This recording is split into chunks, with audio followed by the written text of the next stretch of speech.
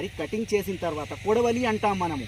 కొడవలితో కటింగ్ చేసిన తర్వాత ఒక దగ్గర పేర్చుకొని దాన్ని కట్టిన తర్వాత కట్టను ఒక దగ్గర స్టోర్ చేసేవారు, అంటే పెట్టేవారు. పెట్టిన తర్వాత దాన్ని కుప్పలా పెట్టేసి ఎడ్ల ద్వారా దాన్ని ఓకే చేసిన తర్వాత, అంటే ఎడ్ల ద్వారా నడిపించిన తర్వాత మనకు ఈ వరి అనేది కిందికి వచ్చేది, గడ్డి అనేది పక్కన జరిగిపోయేది. అలా చేసిన తర్వాత వచ్చేది. కాకపోతే అప్పటి కాలంలో చాలా కష్టంతో కూడుకున్న పని ఉండే, మనుషులు చేసేవారు.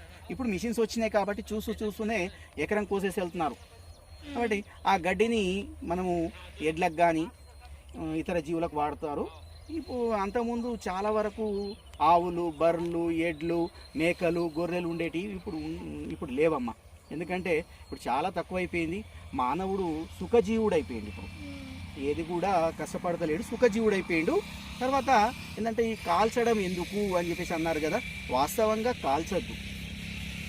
మరి భూమి చదునుగా ఉండడానికి ఉపయోగపడే జీవి వానపాము, ఎర్త్వామ్ అంటాం చూడండి, వానపాము.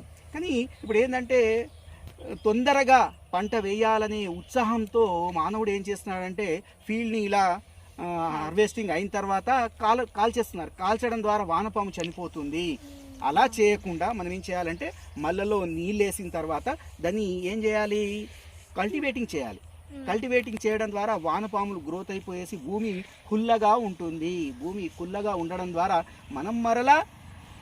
మనం ఎప్పుడైతే నారు వేస్తామో, నారు వేయడం ద్వారా నారు ఏపుగా పెరగడానికి, అదేవిధంగా మనం నాటిన తర్వాత భూమి కుల్లగా ఉంటుంది కాబట్టి ఆ నారు అనేది ఏపుగా పెరగడానికి, దాని యొక్క వేర్లు లోతుగా పోవడానికి, నీరు లేని సమయంలో కూడా ఆ మొక్కలు చనిపోకుండా ఉండడానికి ఈ వానపాములు చాలా ఉపయోగపడతాయి. కాబట్టి వానపాములను చంపకూడదు. ఇంతకుముందు ఏంటంటే ఇలా కాల్చేవారు కాదు, ఇప్పుడు కాలుస్తున్నారు. ఇది మానవుడికి నష్టమే తప్ప లాభం కాదు.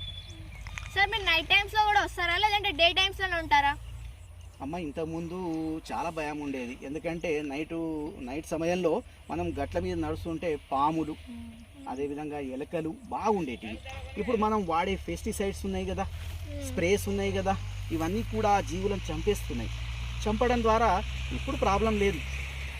ఒక 40 నుంచి 50 సంవత్సరాల పూర్వకాలంలో, అప్పటి కాలంలో లైటింగ్ లేదు, కరెంటు వ్యవస్థ చాలా తక్కువ. కాబట్టి మానవుడికి పాము కాటు వేయడము, అప్పుడు చికిత్స అంతగా ఉండేది కాదు. కాబట్టి మానవుడు చనిపోయేవాడు. ఇప్పుడు చాలా తెలివైన వాడై మానవుడు. ఎందుకంటే ప్రతిదానికి సొల్యూషన్ ఉంది, ప్రతిదానికి మందులు ఉన్నాయి. కాబట్టి అదేవిధంగా ఇప్పుడు ఏంటంటే ఇంతకుముందు టార్చ్ లైట్లు అవి లేవు, ఇప్పుడు టార్చ్ లైట్లు ఉన్నాయి. అదేవిధంగా కరెంటు కూడా పుష్కలంగా ఉంది కాబట్టి 24 hours కరెంటు ఉంది కాబట్టి మానవుడు పొలాలకు వస్తలేడు. ఇప్పుడు ఇంతకుముందు కరెంటు లేకుండే కాబట్టి నైట్ పూట రావడము, కరెంటు వచ్చినప్పుడు రావడం, చాలు చేయడం, కరెంట్ షాక్తో తగలడం, కరెంట్ షాక్ తగలడం ద్వారా చనిపోయే అవకాశాలు ఉండే. ఇప్పుడు అంత లేదు.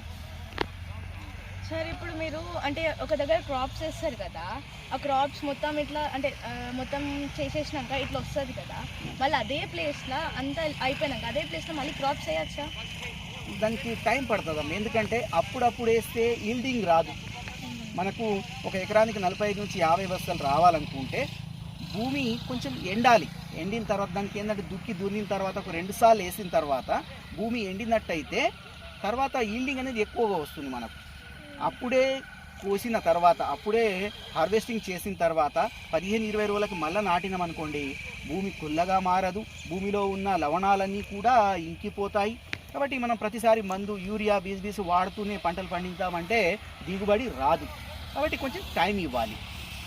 సార్ అక్కడికి వెళ్ళి చూడొచ్చా? మేము చూడొచ్చమ్మా, అట్లేం లేదు, చూడొచ్చు. ఇప్పుడు హార్వెస్టింగ్ అయిపోయింది కాబట్టి ఫీల్డ్ అయితే ఏం లేదు కాబట్టి ఇట్లా తిరిగేసి రావచ్చా? అక్కడ షుగర్ కేన్స్ అవి ఉన్నాయి కదా, కొన్ని ఇంట్రడ్యూస్ చేస్తే మాకు కూడా అర్థమవుతుంది కదా. సో ఓకే అమ్మా, ఓకే, అట్లేం లేదు, వెళ్దాం.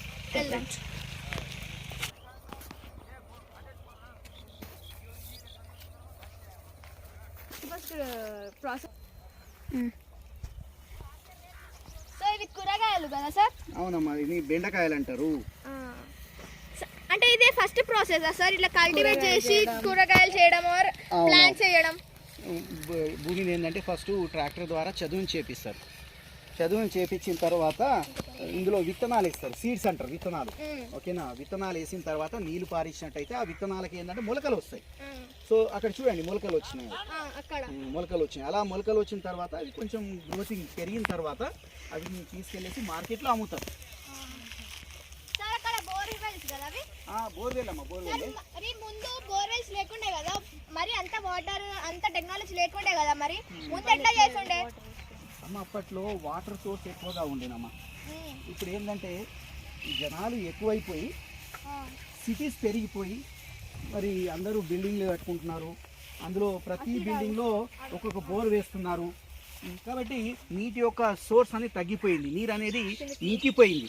ఇంకిపోవడం ద్వారా నీటి కొరత అనేది ఏర్పడుతుంది. కాబట్టి అందరూ బోర్వెల్ మీద ఉపయోగపడుతున్నారు. ఇప్పుడు బోర్వెల్ ఒక్కొక్కరు 500 ఫీట్లు 1000 ఫీట్ల దాకా కూడా బోర్ వేసిన తర్వాత నీళ్ళు పడ్డ తర్వాత ఇలా కూరగాయలను పండిస్తూ ఉన్నారు. కాబట్టి ఇంతకుముందు కాలంలో ఏంటంటే చెట్లు బాగుండే, అదేవిధంగా జన వ్యవస్థ అనేది తక్కువగా ఉండే, జనాలు తక్కువ ఉంది కాబట్టి నీరు అనేది మే జూన్ వరకు కూడా నీరు పారుతూ ఉండేది.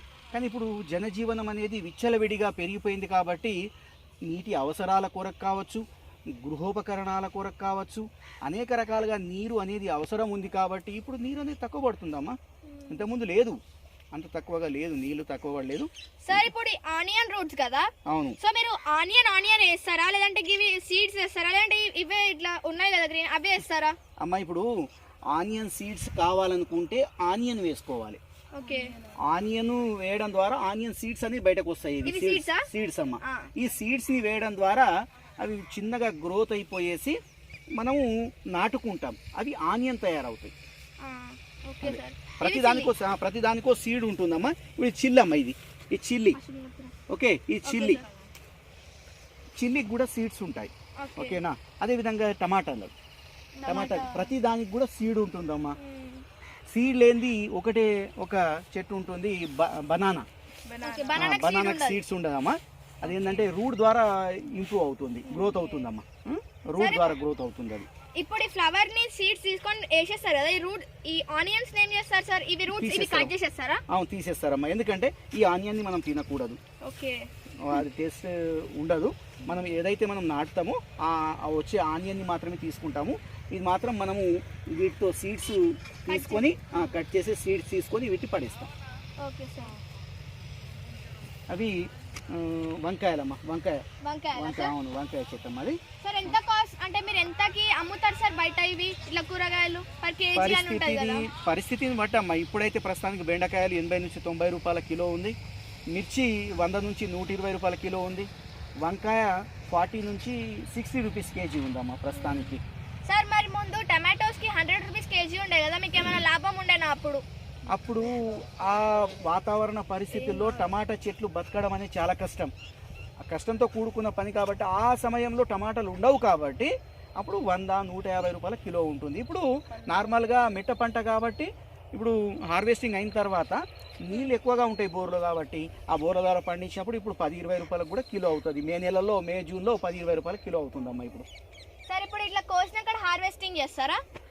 లేదు, కల్టివేటింగ్ చేస్తారు. హార్వెస్టింగ్ మీన్స్ మనము పంట వచ్చిన తర్వాత కట్ చేస్తారు చూడండి, దాన్ని హార్వెస్టింగ్ అంటారు. ఇది కల్టివేటింగ్. ఇప్పుడు కల్టివేటింగ్ చేసి మళ్ళీ వాటర్ వేసేసి మళ్ళీ గ్రో చేస్తాం, మళ్ళీ ఏ పంట కావాలంటే ఆ పంట వేసుకుంటాం. Okay sir. ఓకే అమ్మా, థ్యాంక్ యూ సార్. ఓకే అమ్మా, జై జవాన్ జై Kisan.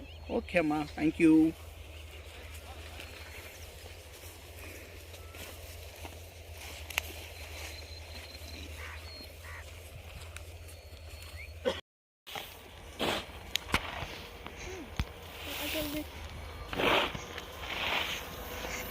Good afternoon sir. Good afternoon. బాగున్నారా? బాగున్నాను. మీరు ఇవి అంటే ఇవన్నీ చేసి ఇవి ఎక్కడికి పంపిస్తారు? మీకు ఎంత లాభం అవుతుంది సార్ దీంతో? అదంతా ఎకరానికి 30 సంచులు వెళ్తుంది, లాభం ఉంటుంది. ఎండబెట్టాలి, మిషన్ కోపేయాలి, కలుపు తీపేయాలి, అంత హార్డ్ వర్క్ ఉంటుంది. డే అండ్ నైట్ వస్తారా లేదంటే డే వస్తారా? డే అండ్ నైట్ రావాల్సింది. ఎప్పుడు కరెంట్ పోతే అప్పుడు రావాలి, మోటార్ ఆన్ చేయాలి, తర్వాత చూసేసి వెళ్ళిపోవాలి. నీళ్ళు డైలీ చూడాలి, ఏ మడిలో ఎంత నీళ్ళు ఉంది, ఏ మడిలో లేని దాంట్లో నీళ్ళు వేయాలి అట్లా. సార్ మీరు ఇప్పుడు ఇదంతా అంటే ఇట్లా వేసేసి మళ్ళీ దాంట్లో తీసుకెళ్ళి ఆడ పెడతారు కదా, అంటే ఎందుకు? అంటే ఇట్లా చేస్తే దగ్గర అవుతుంది. ఈ దగ్గర ఇప్పుడు కొద్దిగా ఈజీ అయ్యి మేము ఆడ పడేస్తాం. అది కుప్పలాగా చేసి